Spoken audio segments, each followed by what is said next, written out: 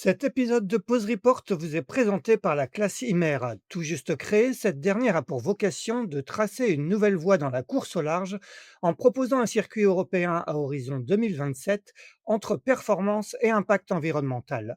Pour cela, la classe lance dès à présent un concours d'architectes en les incitant à proposer un plan répondant à une jauge qui combine performance et seuil d'impact à ne pas dépasser, le but étant de montrer que ces deux critères peuvent aller de pair.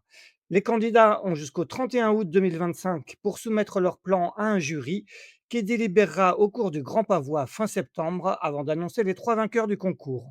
Pour toutes les infos, rendez-vous sur le site classimer.com ou sur la page LinkedIn de la Classimer.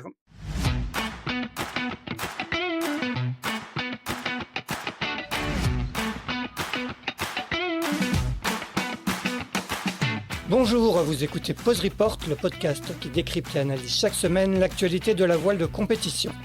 Pause Report est produit par Tip Shaft, le média des professionnels et des passionnés de voile de compétition.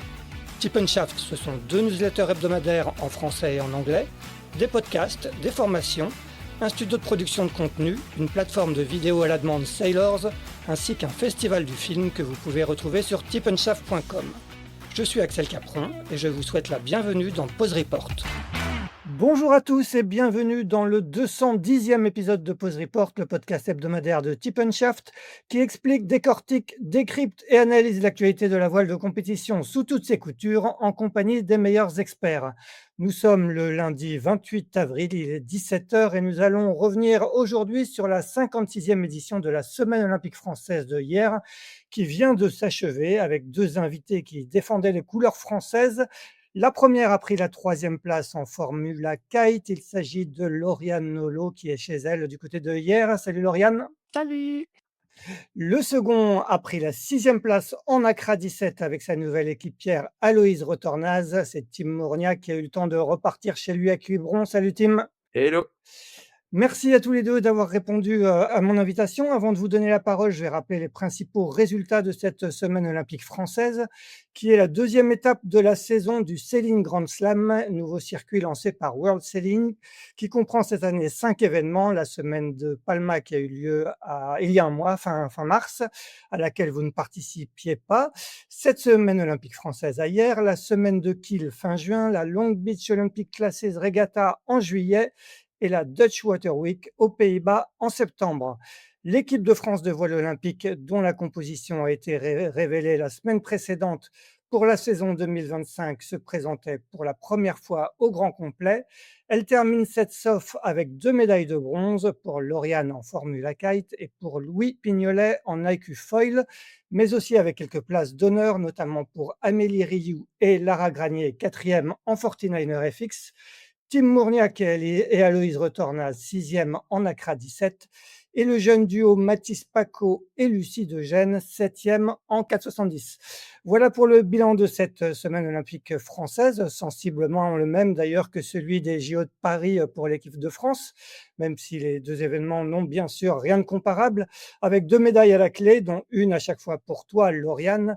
Avant de parler de cette rentrée et justement la suite de votre saison, on va d'ailleurs, si vous voulez bien, revenir d'abord sur les Jeux de Paris, qui étaient vos premiers à tous les deux, Lauriane et Tim, 8 mois après. Quand gardez-vous? On va commencer avec toi, Lauriane. Bah, 8 mois après, qu'est-ce que j'en garde de très bons souvenirs? C'est, vraiment un événement que j'ai adoré vivre et partager avec, mes amis et ma famille et surtout je me sens très chanceuse, bah, d'avoir vécu, ces Jeux, de Paris, donc les Jeux en France quoi, parce que je pense qu'il y a énormément d'athlètes qui auraient rêvé, être à notre place donc ouais, c'est que des bons souvenirs, des très bons moments et bah, c'est vrai qu'une fois qu'on goûte un peu, aux Jeux, après, on a envie de continuer. Cette ferveur dont tu parles, l'engouement des Français pour ces Jeux olympiques qui s'est vu vraiment sur tous les sites de compétition. Est-ce que vous avez eu, tu as eu l'impression de pouvoir en profiter? Est-ce que tu en as profité ou quand on est dans la compétition, on a finalement peu d'occasion d'en profiter? Non, je pense qu'on en a carrément profité, après, c'est difficile de comparer parce que, bah, comme enfin, Tim et moi, c'était nos premiers jeux, donc on a connu que ça, en fait, d'être en France et d'avoir tout le public français derrière nous. Je pense que des athlètes qui ont déjà vécu d'autres jeux dans d'autres pays peuvent vraiment parler du fait que, on est porté par la foule. Mais oui, c'était, je pense absolument incroyable, à chaque fois qu'on faisait un mouvement, nous, les Français, tout le monde hurlait, je pense que, ouais, c'était vraiment un truc, sympa à vivre. Tim, qu'est-ce que tu en gardes de ton côté? Ah ouais, je rejoins, Lauriane sur toute la ligne, vraiment, un événement exceptionnel, à la fois pour, tous les sportifs français et je pense tous les Français, en général, beaucoup de ferveur et des compétitions exceptionnelles. Quand on est arrivé à Paris, on avait des étoiles dans les yeux. Marseille, on était un petit peu plus dans notre cocon, mais déjà, c'était déjà exceptionnel de par le nombre de supporters qu'il y avait pour soutenir, l'équipe de France de voile. Et en arrivant à Paris, on en a vraiment pris plein les yeux et c'était vraiment génial de pouvoir vivre cet événement qui, comme le dit Lauriane, pour nous, athlètes français en France, devrait arriver qu'une fois dans notre vie. Donc, on se sent très privilégié et je pense qu'on en a bien profité. Après la compétition, après ta compétition, Tim, toi, tu as eu le temps de venir justement sur Paris, tu as participé à la cérémonie de clôture, raconte-nous un peu? Bah, avec Lauriane, on a participé tous les 2 aux 2 cérémonies. On a eu la chance de pouvoir vivre ces événements juste exceptionnels et également de monter quelques jours à Paris à la suite de nos épreuves marseillaises et de pouvoir voir un petit peu les copains de l'équipe de France, les autres sports évoluer et remporter aussi des médailles. Il y avait un engouement incroyable à la fois entre les athlètes mais aussi avec l'ensemble des supporters. Donc voilà, juste exceptionnel. Lauriane, on va parler maintenant de bilan sportif. Tu étais présentée, comme la meilleure chance, ou une des meilleures chances françaises de médailles, voire de titres, sur ces Jeux pour l'équipe de France de voile. À l'arrivée, tu prends une bonne médaille d'argent. Elle a eu quelle saveur, cette médaille d'argent pour toi? Bah, au début, c'était assez compliqué quand même, un retour sur la plage, à chaud, vraiment difficile.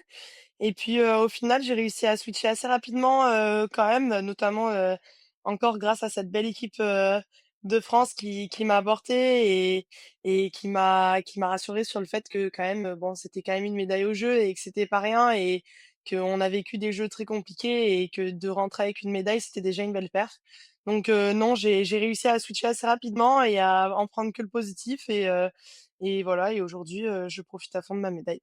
Est-ce que, il y a eu un effet médaille? Est-ce que, tu as l'impression que tu as gagné en notoriété? Est-ce que quand on est médaillé d'argent aux Jeux en voile, il y a un vrai effet qui se sent? Ouais, ouais, clairement, il y a un vrai effet, médaille, et je le vois surtout là, maintenant, quelques mois après. J'ai réussi à intégrer, de belles teams, de sponsoring, enfin, je vois quand même que, le fait d'avoir une médaille autour du cou, ça nous fait un peu, changer de catégorie, d'athlète, ouais. Tim, toi, tu étais, tu me l'avais dit dans une interview à Tip& Shaft en juillet, vous étiez des outsiders complets, je crois que c'était, ton terme avec, Lou Berthommieu sur ces Jeux olympiques. À l'arrivée, vous prenez une bonne 5e place, vous gagnez la médaille race. Quel est le bilan sportif que tu fais toi de ces Jeux et de cette olympiade en général? Bah, écoute, c'est un très bon bilan, hein. Comme tu le disais, on est arrivé outsider. Voilà, on voulait jouer notre carte à fond pour aller décrocher une médaille. Ça s'est joué à très peu de choses, hein. Une disqualification sur un départ volé pendant laquelle on remporte la manche. Donc ça joue parfois à 10 centimètres une médaille de bronze. Mais voilà, dans la globalité, très fier de ce qu'on a fourni avec Lou. 5 jours de course vraiment incroyable. Nous, on a eu la chance de profiter de plutôt de belles conditions. Et ça a vraiment bataillé à un niveau exceptionnel sur l'eau. Et c'est ça qui était vraiment très plaisant de sentir qu'à la fois on était affûté et prêt à jouer ces médailles, mais qu'en même temps, à côté, ça allait pas lâcher un mètre. Et que ce fight global, il était vraiment super excitant. Et voilà, c'est ce que j'étais venu chercher pendant ces jeux aussi. Et quels enseignements on en tire pour la suite? Quand tu fais ton bilan, quand tu regardes ce qui te sépare du podium olympique, et notamment des fameux champions olympiques, Ruggiero, Tita, double champion olympique maintenant je crois. Qu'est-ce que tu te dis? Écoute, autant les médailles d'argent et de bronze étaient potentiellement accessibles, autant pour l'or, il y a vraiment un vrai gap. Et là, il faut remettre beaucoup de choses à plat pour aller pour prétendre à une médaille d'or. Après, voilà, une nouvelle Olympiade, il se passe beaucoup de choses, à la fois sur les gens qui reprennent pas le NACRA 17. Donc on est un petit peu dans cette phase-là, à savoir, quel va être le plateau pour la prochaine olympiade. D'un point de vue, purement technique, écoute, il faut reconstruire une nouvelle histoire avec Aloïse Retornas qui est ma nouvelle équipière. Et l'idée, c'est de, bah, voilà, de prendre un peu tous les paramètres de la performance et essayer de voir, où est-ce qu'on doit progresser et comment. Il y a pour cette olympiade pas forcément le feu, 3 maintenant, ouais, encore 3 ans et demi devant nous. Donc l'idée, c'est vraiment d'être, dans la construction et d'arriver avec le maximum d'outils et maximum de cartes, sur les jeux à Los Angeles. Tu vas nous raconter, justement comment on forme un nouveau duo. Avant cela, pour finir sur ces jeux, peut-être la question à Lauriane. Lauriane, l'équipe de France donc termine avec 2 médailles, hein, donc ta médaille, d'argent et une médaille de bronze pour Charline Picon et Sarah Steyert en 49er FX. On attendait forcément un petit peu plus de cette équipe. Quel est un peu, quel était un peu le sentiment général à la sortie de ces jeux? Je crois que le plan d'eau était compliqué pour beaucoup de monde, notamment pour vous, mais c'était aussi pour les autres. Quel est un peu le bilan global que vous avez tiré de ces jeux?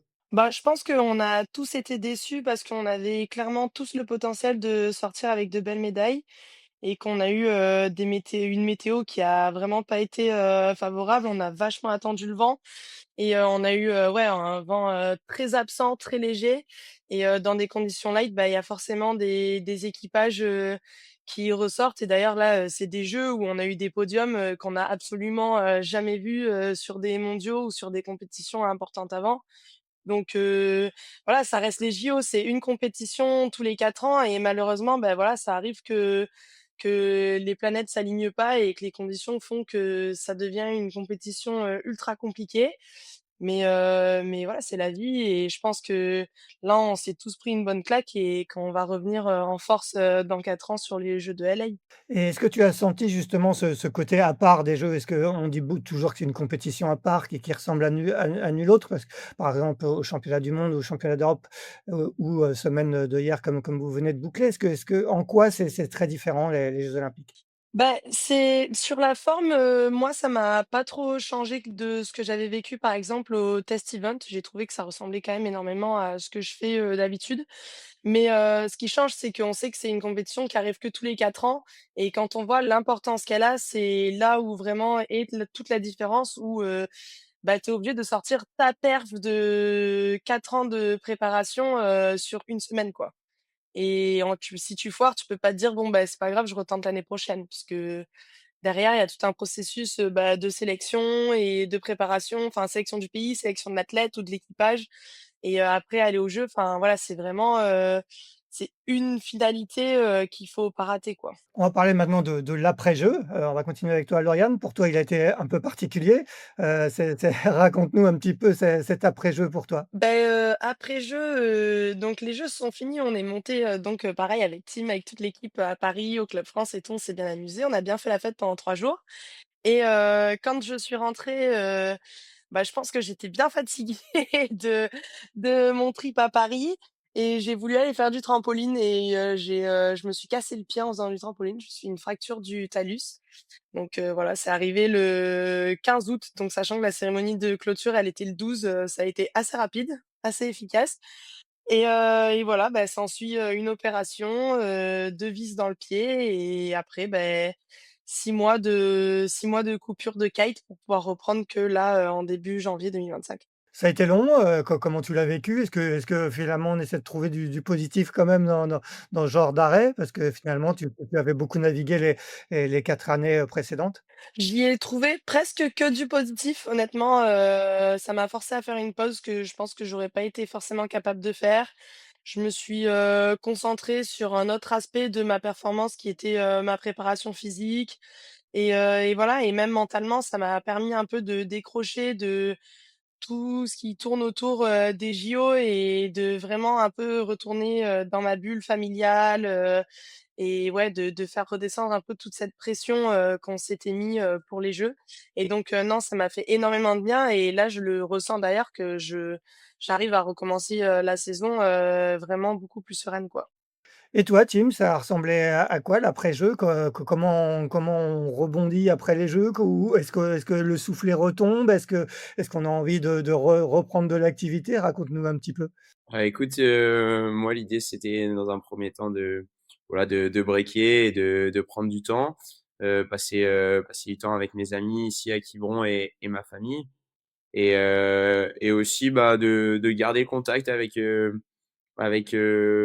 l'eau, à la fois, bah, les activités, comme la wing, les supports volants, mais aussi, pouvoir sauter sur, d'autres bateaux si, l'occasion se présentait. Donc, j'ai passé à la fois du temps dans l'eau et aussi, pu naviguer sur, différents bateaux comme le TF26. J'ai pu faire le convoyage retour depuis la Méditerranée de SVR Lazartigue. Donc voilà, l'idée c'était de prendre du plaisir et diversifier un petit peu, les activités et pour autant, commencer à réfléchir à un projet pour, Los Angeles, 2028 et mettre les bases de ce projet-là sur, l'automne 2024 pour avoir la l'opportunité de commencer à naviguer, bah, sur l'hiver et le printemps 2025.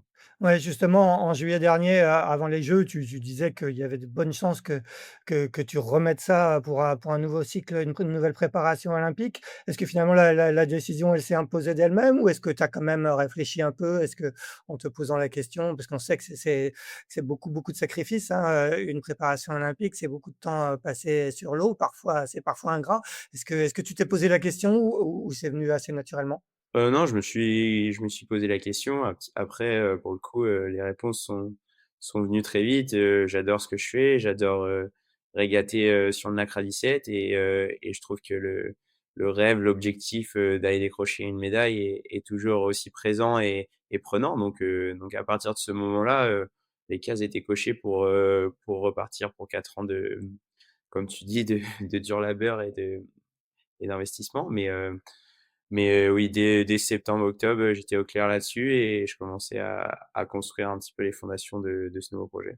Les fondations de ce nouveau projet, c'est d'abord, et avant tout une nouvelle équipière parce que tu fais maintenant équipe, avec, Aloïse Retornaz, médaillée de bronze en 4,70 aux Jeux de Tokyo et qui n'était pas présente, sur les Jeux de Paris.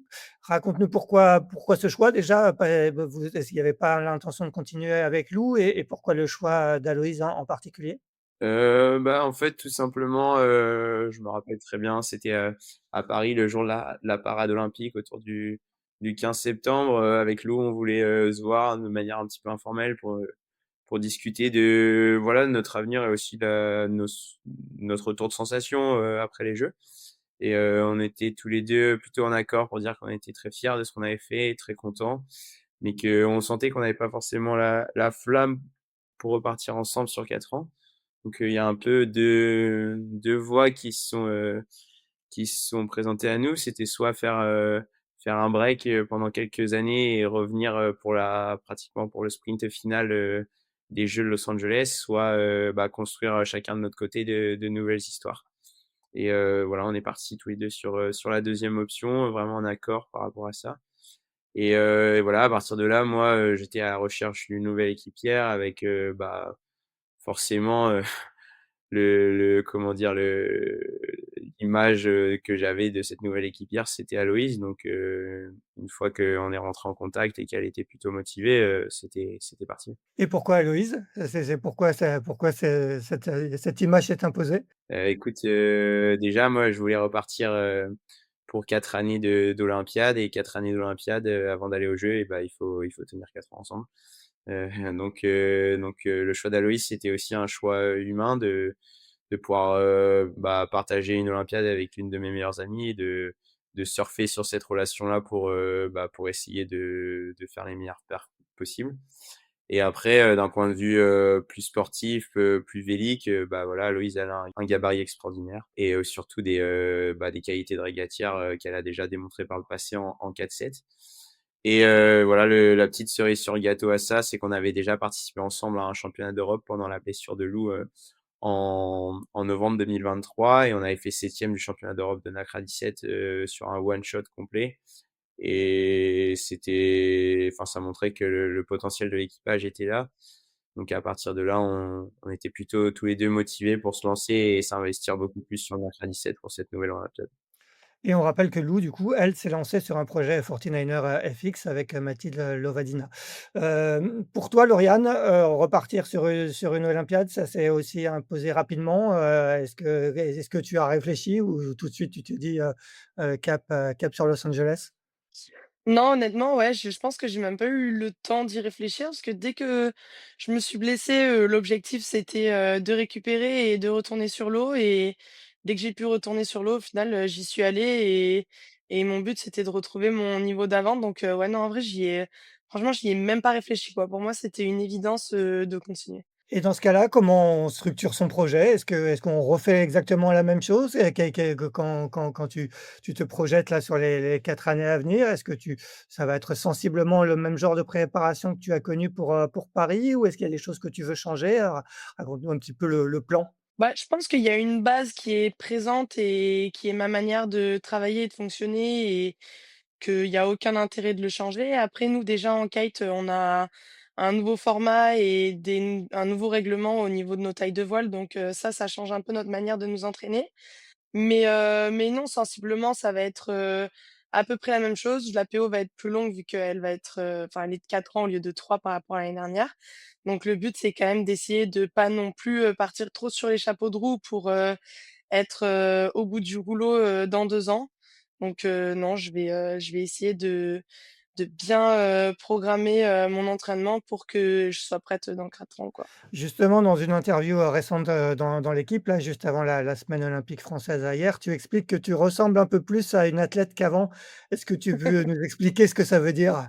Oui, ben en fait, nous, on a un facteur en kite qui est quand même très important, c'est le poids et plus on est lourd, plus on est rapide et donc c'est vrai que sur une PO courte, comme celle des Jeux de Paris, ben forcément, c'était un peu plus rapide de prendre du gras que du muscle et là, vu que j'ai eu la blessure et que j'ai fait beaucoup de rééducation, beaucoup de sport, j'essaye d'inverser la tendance et voilà, de faire en sorte que ce qui pèse lourd sur moi, ce sont mes muscles et pas du gras, quoi.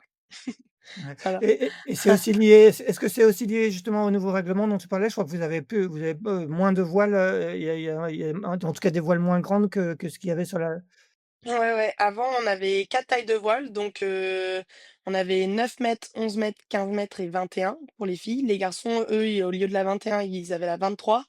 Et maintenant, les garçons ont switché sur la 21 et nous, on nous a carrément supprimé la 21. Donc notre plus grosse voile pour les filles, c'est la 15 m². Donc ouais, on a perdu, 6 m² de voilure, pour le temps léger. Donc ouais, c'est d'être un peu plus légère.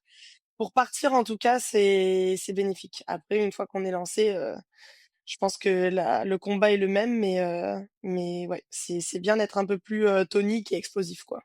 Tim, tu le disais tout à l'heure, tu pratiques beaucoup tous les sports, de glisse, j'imagine que tu t'es déjà frotté au kite. Quel est un peu ton regard sur cette, discipline et sur le parcours de Lauriane en particulier?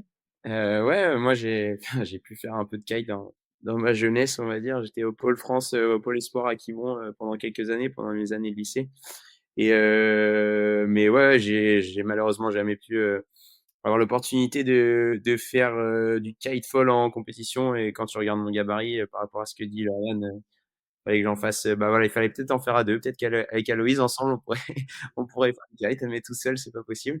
Non écoute, on a vu arriver les kitesurfers à la dernière olympiade et moi il y avait quelques têtes que je connaissais déjà, c'est vrai qu'ils pouvaient, paraître un peu extraterrestres pour certains, notamment, au niveau de la fédération française de voile qui avait pas forcément cette, tradition dans la voile olympique des riders. Mais écoute, ils se sont affirmés comme les meilleurs au monde et rapidement, ils ont ramené, toutes les plus belles médailles qu'ils pouvaient prendre. Donc non, c'était les vrais, leaders de cette équipe de France olympique et les fers de lance de notre équipe aux Jeux, ben. Et tu connaissais, Lauriane avant ou, que tu l'as découverte en équipe de France? Non, Lorient, je l'ai découverte en équipe de France. Belle découverte d'ailleurs. On s'est bien marré, à la fois, sur les test events que sur les jeux. Moi, je connaissais un petit peu mieux, les gars, Axel Mazella et Théodore Ramcourt, que j'avais croisé par le passé, pendant mes années lycée et pendant ma période, de kite. Lauriane, toi, comme le disait Tim à l'instant, le kite a été intégré au fur et à mesure à la Fédération française de voile et maintenant est pleinement intégré, le Formula Kite.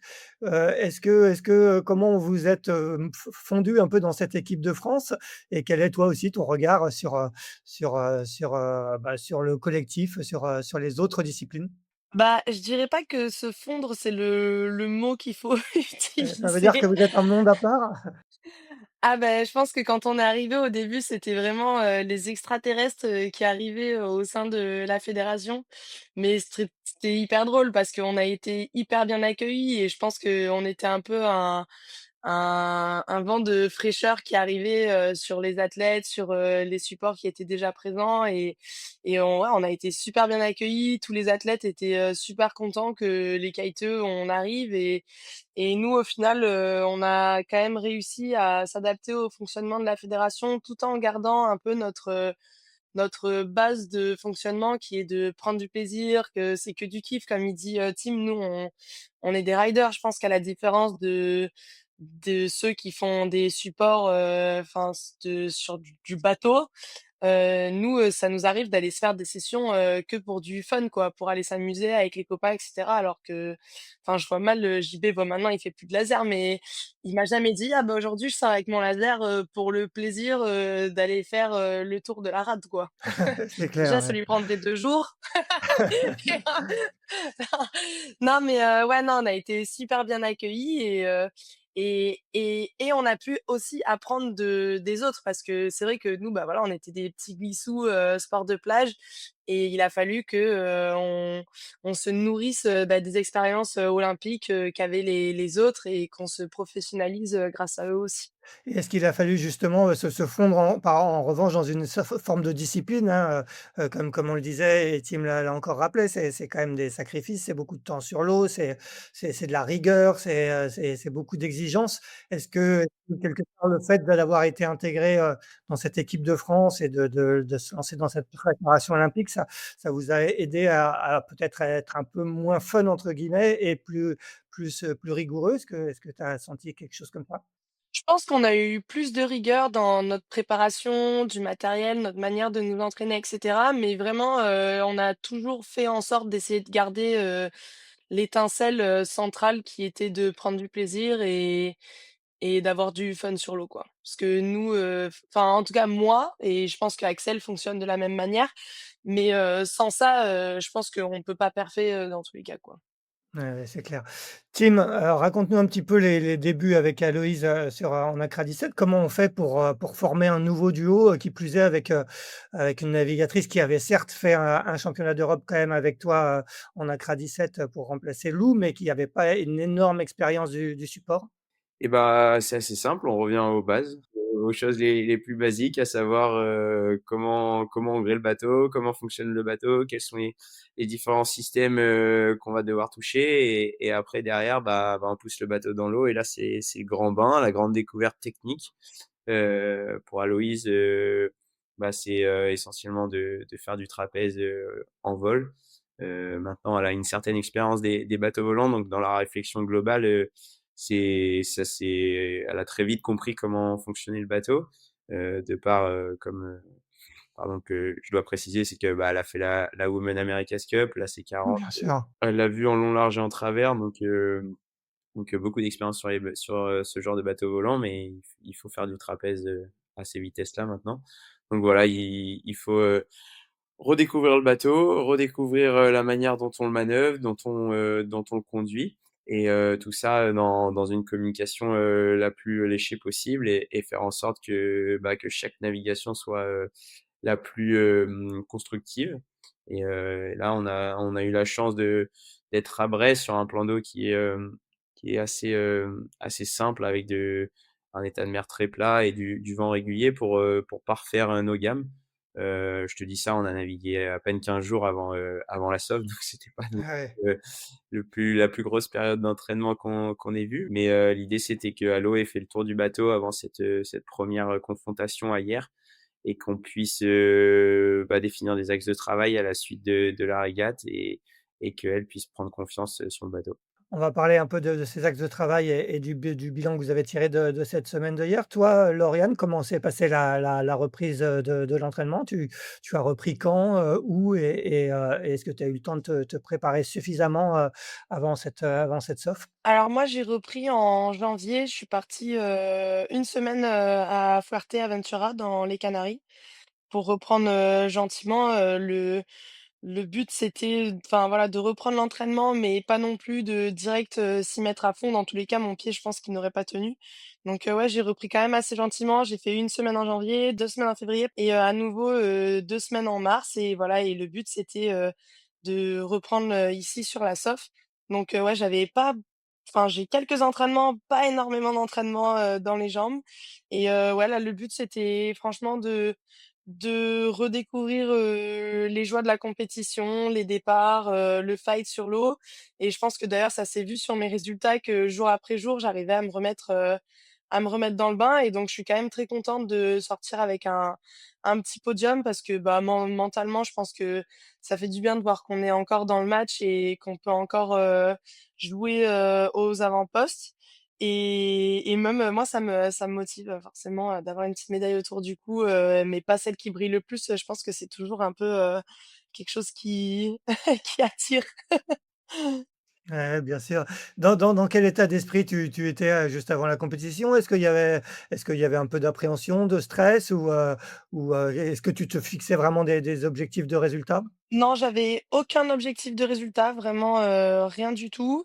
Par contre, j'avais quand même un peu d'appréhension parce que forcément, voilà, j'ai énormément changé. J'ai pas navigué pendant 6 mois, je me suis cassé le pied. On a eu ces changements de taille de voile et en plus maintenant on a du nouveau matériel. Donc au final, pour moi, tout était nouveau, quoi. C'était vraiment, de la découverte à nouveau et donc ouais, j'avais pas mal d'appréhension de me dire, «Mais à tout moment, je vais être à l'ouest, complet» et d'ailleurs, à la fin de la première journée, quand même, il y a eu une petite remise en question en me disant, «Pouah là, aujourd'hui, j'ai quand même pris cher». Mais bon, j'ai essayé de rester sereine, de me dire que dans tous les cas, enfin, je c'est pas parce que j'ai pas navigué pendant 6 mois que je sais plus naviguer et donc j'ai juste essayé de refaire ce que je sais faire, de me concentrer et comme dit Tim, de refaire ses gammes, bon, pour moi, c'est la même chose au final et donc ouais, non, c'est revenu au fur et à mesure donc ça m'a fait du bien. Tu termines derrière 2 Chinoises et devant une Chinoise, donc ça fait 3 Chinoises aux 4 premières, places. C'est nouveau cette concurrence chinoise ou elle existait, déjà avant? C'est nouveau, oui et non, parce qu'il y a par exemple, au test event avant les Jeux, on avait eu une Chinoise sur le podium, donc on sait que les Chinois ont du potentiel. En fait, un peu les Chinois, ils aiment bien créer la surprise parce qu'on les voit pas souvent en compétition. Eux, ils restent dans leur pays et ils ont, des centres d'entraînement. Je pense qu'on s'imagine même pas le nombre d'athlètes qui sont à s'entraîner là-bas et après, il y a que les meilleurs qui, de temps en temps, arrivent sur les compètes, et pour sortir des perfs et non, moi j'étais au courant que les Chinoises avaient pris du niveau parce que justement mon partenaire d'entraînement, Nicolas Parlier, il est allé en Chine, cet hiver et il a vu, ce que donnaient les Chinois sur l'eau et qu'ils s'entraînaient vraiment fort et donc il m'avait dit, «Fais attention, les Chinois arrivent en force». Donc je savais qu'ils allaient jouer et puis, enfin je sais pas si c'est des infos sûres ou pas, mais je crois ils sont en train de préparer, les Asian Games Ouais. ou quelque chose comme ça et que là, ils avaient leur sélection, sur la soft donc forcément, je pense que là, elles étaient, au taquet, les Chinoises. Tu parlais de ton partenaire d'entraînement, Nicolas Parlier. Tu t'entraînes souvent avec des hommes? Est-ce que et pourquoi? Et raconte-nous ce qu'il t'apporte, Nicolas. Bah, Nicolas, faut savoir que c'est un des pionniers du kitefoil et il est multiple champion du monde, et vraiment, pour moi, c'est une encyclopédie volante sur l'eau. Et en plus, d'avoir autant de connaissances en navigation, c'est aussi un caractère qui est exceptionnel. Il est très humain et j'adore le rapport que j'ai avec lui et je pense que sans lui, je sais même pas si j'aurais enfin, peut-être que j'aurais eu une médaille aux Jeux, mais je pense qu'il m'a énormément aidée, dans ma préparation et il m'a vraiment portée jusqu'au bout et donc non, d'avoir un Nicolas Parlier, à ses côtés, je pense que c'est une vraie, vraie chance et je m'entraîne beaucoup avec les garçons tout simplement parce qu'il y a ce rapport, physique qui fait que les garçons, dans tous les cas sont plus rapides que les filles et sauf que, bah, moi j'essaye, de me faire tirer par les garçons, à toujours essayer d'accélérer et les rattraper et je pense que c'est comme ça que j'arrive à, bah, à gagner un peu plus de speed, à chaque fois que je navigue avec des mecs, quoi. Est-ce que tu les bats de temps en temps? Bah, ça arrive que je les batte, mais souvent ça dure pas très longtemps, quoi. C'est quand on voit les nouveaux arriver, ils sont, pendant peut-être des mois, allez, des courtes années derrière moi et après hop, d'un coup, quand ils ont grandi là, bon, bah, c'est merci, ciao. Tim, toi, est-ce que tu as gardé le même cadre d'entraînement? Je crois que tu t'étais entraîné, une partie de la l'olympiade précédente avec ton père, hein, Kiki Mourniac, qui est bien connu dans le milieu de la voile. Est-ce que tu as changé de cadre d'entraînement ou comment ça se passe avec Aloïse? Bah, en fait, nous, à la PO dernière avec Lou, on était dans un cadre, privé. On avait bien sûr la fédération comme partenaire, on va dire privilégié qui nous fournissait, le matériel, les bateaux et aussi un petit peu d'aide, financière, mais on fonctionnait beaucoup plus avec des partenaires privés et aussi du coup un staff, privé, donc mon père comme entraîneur et différents après, intervenants sur la préparation matérielle et la préparation mentale. Là, avec Aloïse, on a fait le choix de repartir dans le cadre, fédéral avec un nouvel entraîneur, national qui est, Gilda Philippe.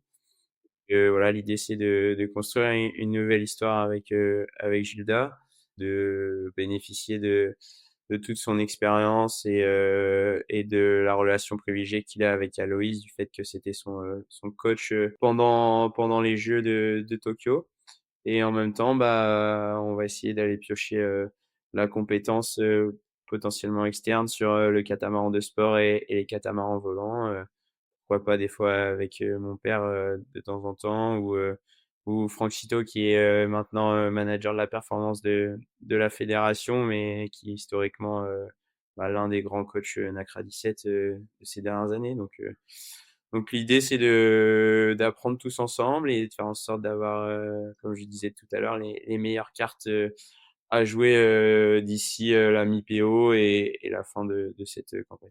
Et quelles étaient du coup, vos attentes sur cette, semaine, olympique française à Hyères et quel est un peu le bilan que tu fais, du résultat avec cette sixième place? Écoute, nous, l'idée, c'était de vraiment de voir où on en était après ces 10-15 jours d'entraînement sur Brest.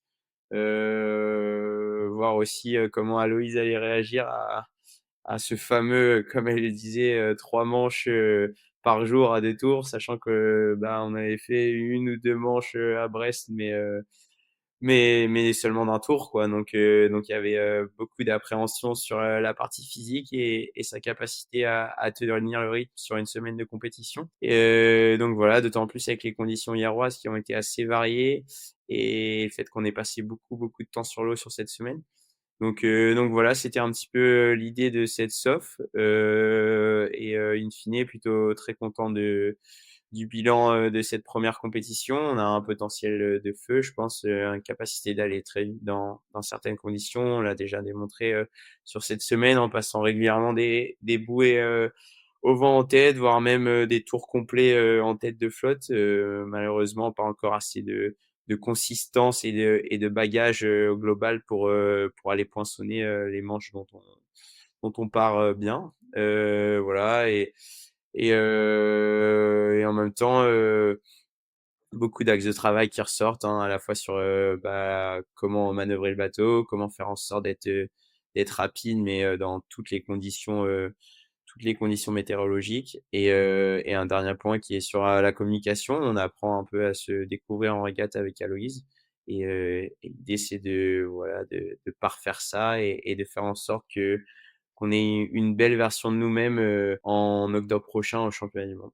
On va parler justement de ces objectifs sur la saison. Un petit mot, juste sur le plateau, sur la concurrence. Est-ce que le plateau évolue en Accra 17? Est-ce que les fameux Ruggiero Tita, Caterina Banti, double champion olympique italien, remettent ça sur une nouvelle PO ou ils vont vous laisser tranquille? Écoute, il y a un petit peu de turnover, sur Nacra 17, enfin, Ouais. la première année parce qu'on attend quand même que beaucoup de cadors, reviennent, d'ici cet été.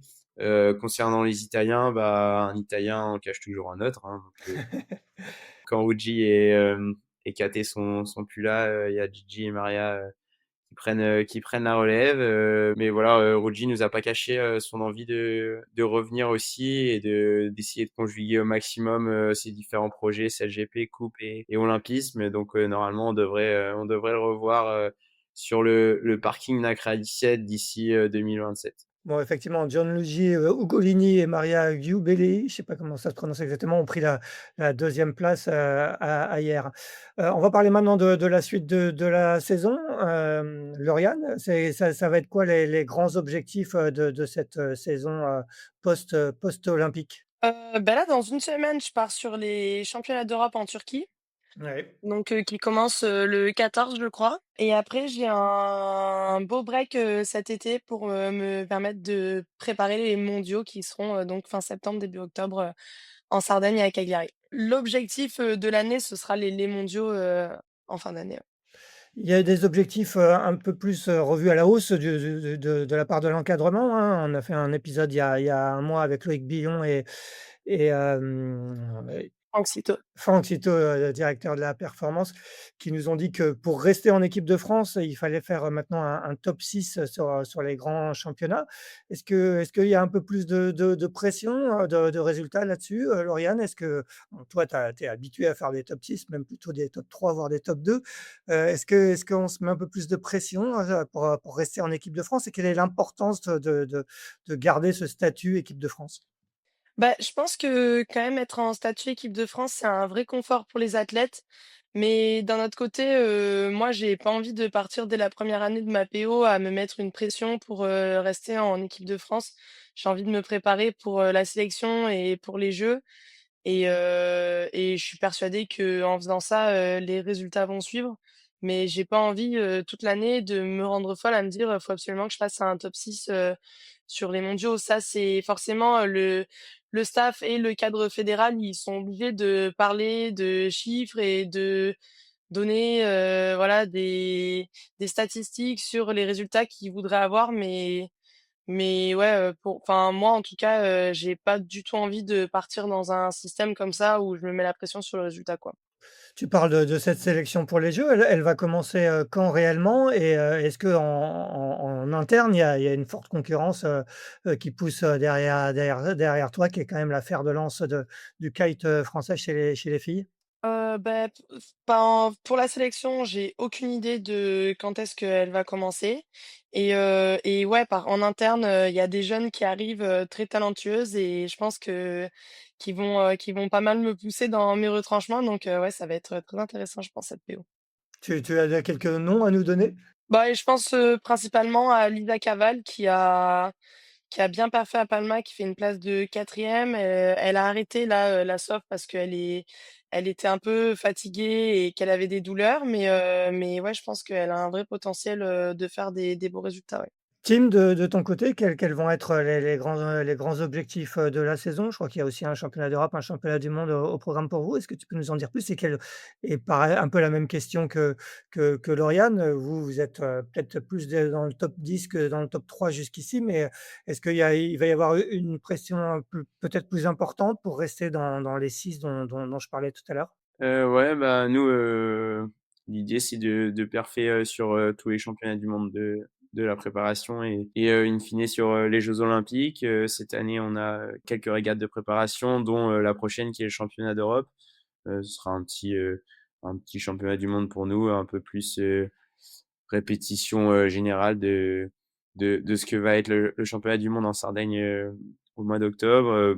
Pour revenir sur les quotas équipe de France, voilà, c'est forcément un objectif de la saison parce que, comme disait Lauriane, être en équipe de France, c'est plutôt une sûreté de fonctionnement et une facilité pour les athlètes. Donc, quand tu dis que les quotas sont exigeants, certes, ils le sont, mais à PO précédente, c'était un top 3 pour rentrer en équipe de France. Donc, le top 6, c'est plutôt cool. Non pas cool dans le sens facile, mais ça représente bien ce qu'il faut, je pense, pour être médaillable sur une épreuve comme les Jeux Olympiques. Je pense qu'il y a un top 6 mondial, c'est déjà des vraies belles places. Et quand on est, bah, tu le disais juste avant, comme moi, très régulier dans le top 10, mais jamais trop sur la boîte, de pouvoir avoir les moyens nécessaires de faire ce saut en avant et bah, c'est super important de pas attendre d'être dans le top 3 pour avoir, les moyens, à notre de notre progression donc le top 6 a l'air être un bon cut. Pour revenir sur les objectifs, moi j'ai repris l'olympisme, voilà pour essayer d'être régulièrement dans ce top 3 et aller chercher les médailles. Donc l'objectif c'est, des podiums sur les championnats du monde. Tu suis un cursus, d'étudiant, hein, je crois étudiant à Sciences Po si je me trompe pas aujourd'hui, est-ce que tu continues? Est-ce que tu en es où de ce cursus? Pour l'instant, j'ai mis clairement en stand-by, l'aspect scolaire. Je vais essayer, de plutôt m'orienter, sur, comment dire? Un double projet, professionnel, heu, D'accord. de conjuguer, l'olympisme avec, une CIP et un métier, dans le monde de la voile pour, commencer à gagner ma vie. C'était un des points qui était un peu touchy sur la dernière PO, voilà de vraiment, terminer les mois, comme je pouvais et sur cette, nouvelle campagne, j'aimerais bien être dans un cadre un petit peu plus, facile, sur ce point-là. Ouais, parce qu'on rappelle que c'est un vrai sacerdoce, c'est parfois compliqué de financer ces préparations, olympiques. Lauriane, toi, tu disais, tu grâce à ta médaille d'argent, tu as réussi à trouver un peu plus de partenaires pour être, un peu plus à l'aise? Ouais, bah, déjà comme, Tim il en parlait, il parle des CIP et moi j'ai la chance d'être à l'Armée des champions donc déjà c'est une vraie aide, que j'ai et c'est une vraie stabilité, tous les mois qui me permet de vraiment me concentrer sur, bah, sur ma pratique sportive et oui, clairement une médaille aux Jeux ça nous met aussi en lumière et donc ça m'a aidé à trouver des partenaires privés qui m'aident à financer ma campagne et donc ouais, genre quand même, c'est une vraie chance que j'ai eue. Pour finir, est-ce que toi, Lauriane, quand tu fais, est-ce que tu fais d'autres voiles? Est-ce que, tu parlais de bateau tout à l'heure, de laser, j'imagine que tu fais pas de laser, mais est-ce que tu as déjà essayé le NACRA? Est-ce qu'en complément de ton parcours en kite et de ton entraînement en kite, tu t'essaies justement à d'autres supports comme le font souvent, les voileux, et Tim va nous en parler, il a navigué en ETF 26 comme il le disait. Est-ce qu'il y a des choses qui peuvent être complémentaires du Formula Kite? Non, moi honnêtement, ce que j'adore dans le kite, c'est la vitesse et du coup, pour l'instant, j'ai pas trop réussi à trouver un bateau, qui accessible, on va dire, qui, allait aussi vite que moi. Non, moi, je suis un peu plus, dans mes activités extérieures, je suis un peu plus, musculation, crossfit, quoi, D'accord. et j'arrive à carrément en fait, ce qui est trop bien avec le kite, c'est qu'il y a pas que du kite foil, quoi. Si je veux, je peux aller faire du kite, normal, aller sauter, aller m'amuser dans les vagues et cetera. C'est tellement un support qui est complet qu'on peut, s'amuser dans toutes les conditions donc non, j'ai fait, je crois, peut-être une fois du laser avec, JB et ouais, c'était rigolo, mais c'était cool une fois, quoi. Ouais, et est-ce que ça te tenterait de monter sur le NACRA de Tim? Ouais, je pense que ça peut être marrant, que je peux avoir des bonnes sensations, ouais. Mais bon, il faudrait que Tim, n'ait vraiment pas envie d'avoir un bateau en vie à la fin de la session, quoi. Bon, Tim, tu peux lancer l'invitation. De ton côté, Tim, tu parlais d'ETF26, tout à l'heure. Est-ce qu'il y a justement des projets de navigation complémentaires, cette année ou à moyen terme? Écoute, c'est toujours dans le projet. Quand je dis on est plusieurs athlètes olympiques à vouloir, s'essayer à d'autres bateaux volants, d'autres circuits de haut niveau parce que certes l'olympisme, c'est très, haletant et c'est, une compétition rude à très haut niveau, mais il y a d'autres circuits, dans le monde et dans le monde de la voile qui permet de naviguer, à très, très haut niveau aussi. L'ETF en fait partie. Pour cette saison, écoute, c'est pas évident parce que les plannings, ne sont pas, heu, ne sont pas bien alignés. Quelques régates se superposent entre le planning olympique et le planning ETF. Mais, on désespère pas, notamment avec Erwan Fischer et Clément Péquin de pouvoir, revenir de temps en temps, sur ce circuit, voir d'autres si on a d'autres opportunités. Écoute, on reste, à l'affût, de ce monde professionnel de la voile qui est très large et très palpitant aussi. Tu n'as jamais, caché, ton rêve d'un jour de participer à la coupe de l'America? Je crois que tu avais eu des contacts ou même tu avais navigué un peu avec l'équipe d'Orient Express Racing Team, qui a disputé la dernière campagne sous les couleurs françaises. Est-ce que tu gardes des contacts? Est-ce qu'il y a moyen éventuellement de faire des choses avec eux? Ouais, bah, comme tu le disais, j'ai eu la chance de pouvoir passer quelques semaines avec Orient Express sur Barcelone, notamment pendant la fin d'année 2023 et la découverte pour eux de la C40. C'était vraiment génial, hein. Enfin, une vraie nouvelle voile, hein, une voile très technologique, mais super, super intéressante. J'ai adoré tout simplement et je rêverais de pouvoir continuer dans ce milieu. Ce qu'il en est de nos contacts, écoute, moi je suis très proche d'une bonne partie de l'équipe, hein, Quentin Delapierre, Kevin Péponnet, avec qui j'ai navigué longtemps en diam, donc je suis régulièrement en contact avec eux. Après, d'un point de vue plus sportif, ils sont très très très investis sur leurs objectifs CLGP et nouvellement sur le TF26, la coupe pour l'instant, ça a l'air d'être dans les tuyaux, mais pas forcément l'actualité de l'équipe sportive. Donc, nous, on essaye de voilà, de les motiver et de leur donner de l'énergie pour que CLGP, ça win et qu'ils soient les meilleurs au monde sur ce circuit. Pour finir, Lauriane, qu'est-ce qu'on peut te souhaiter pour cette année 2025? Ben, beau titre aux mondiaux, en fin d'année, ainsi qu'à Team, pareil, qu'on fasse une belle doublette et non, bah, qu'on ait, du vent, des belles conditions, que tout le monde soit en bonne santé et qu'on prenne, du plaisir à fond sur l'eau, je pense. Au team, même chose, une médaille pour 2025? Ouais, carrément, un titre de champion du monde ou une médaille pour 2025 et aussi essayer de battre Lolo au CrossFit en fin d'année.